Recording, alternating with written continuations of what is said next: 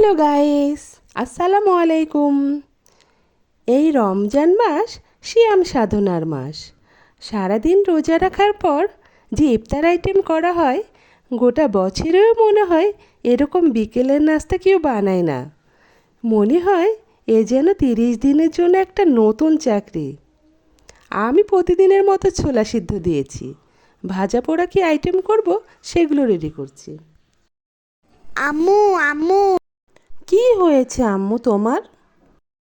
আম্মু আম্মু আমাকে চিপস ভেজে দাও। আমার চিপস খেতে খুব টেস্ট লাগে।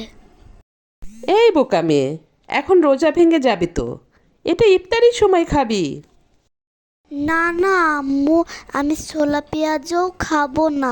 আমি শুধু চিপস খাবো, আর কিচ্ছু খাবো না। লুকিয়ে লুকিয়ে চিপস খেলে আমার রোজা ভাঙবে না।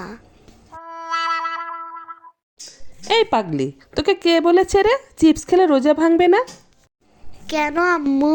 ওই যে মামা বলল। মামা যে বারান্দায় লুকিয়ে লুকিয়ে কেক খাচ্ছে, আমি এই মাত্র দেখে এলাম। তাই নাকি?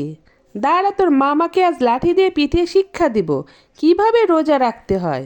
মহা দুষ্টু হয়েছে পাজিটা। কই গেল তোর মামা? লুকিয়ে লুকিয়ে খেলে রোজা ভাঙে না, তাই না? আজ তোকে এমন পিটাবো। এসব কি শেখানো হচ্ছে, হ্যাঁ? নিজেও তো রোজা থাকিস না, আবার আরেকজনকে উল্টাপাল্টা শেখাচ্ছিস।